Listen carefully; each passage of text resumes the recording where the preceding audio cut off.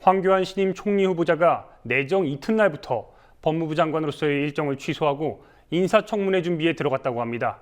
공안검사 출신으로 2년 전 법무부 장관 청문회 때 불거졌던 전관 예우, 병역 문제 등이 다시 떠오를 것으로 보입니다. 황교안 후보자의 주요 청문회 쟁점들, 강신혜 기자가 정리했습니다.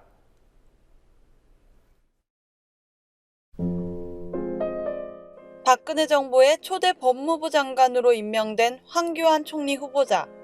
2013년 2월 인사청문회를 한 차례 거쳤습니다. 당시 치른 인사청문회에서 거론된 의혹이 이번 청문회에서 다시 수면 위로 떠오를 것으로 보입니다. 먼저 전관예우 논란입니다. 황 후보자는 2011년 검찰 고위직에서 퇴직한 후 대형 로펌에서 변호사로 근무하면서 17개월간 16억 원의 소득을 올렸습니다. 한 달에 1억 원에 가까운 수입을 올린 셈입니다. 당시 황 후보자는 사퇴하는 의지를 밝혔지만 그 여부는 확인되지 않았습니다. 새정치민주연합 이인영 의원은 전관예우 당사자인 황교안 후보자를 부정부패 척결 잘할 사람이라고 평가한 청와대의 말에 동네소도 웃을 일이라고 말했습니다. 병역 기피 의혹도 집중 타깃이 될 것으로 예상됩니다. 황 후보자는 대학 시절 세 차례 징병검사를 연기했고 1980년 징병검사 때는 만성 두드러기, 즉 피부병으로 병역 면제 처분을 받은 뒤 이듬해 사업시험에 합격했습니다. 고의적으로 병역 의무를 회피한 것 아니냐는 의혹이 제기됐고 이번에 총리로 내정되자 대통령과 총리 모두 군대 경험이 없는 상황이 된다는 지적도 나왔습니다. 법무장관 시절 보인 행적도 쟁점이 될 것으로 보입니다.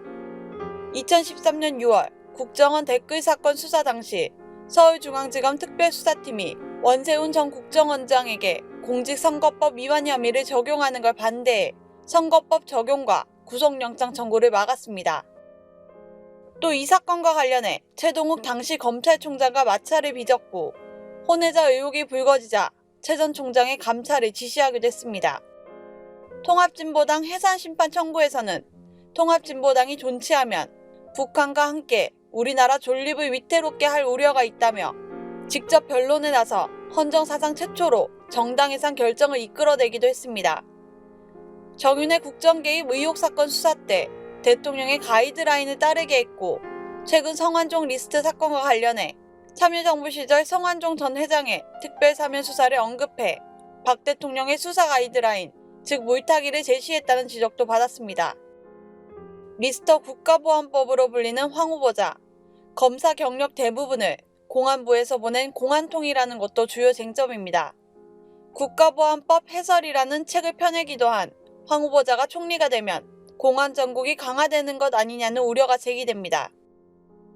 황 후보자와 고등학교 동창이기도 한 새정치민주연합 이종걸 원내대표는 김기춘 아바타라고 하는 분을 이번에 총리 후보로 지명했다며 비판의 말을 내놨습니다.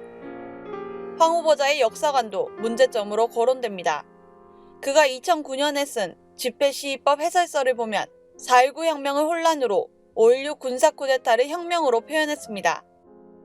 또 부산 고검장 시절이던 2011년 교회 강연에서 김대중 노무현 전 대통령이 공안부 검사에 구속됐다는 점을 강조하며 이런 분들이 대통령이 되니까 공안부를 탄압하는 것이라며 불만을 드러낸 바 있습니다.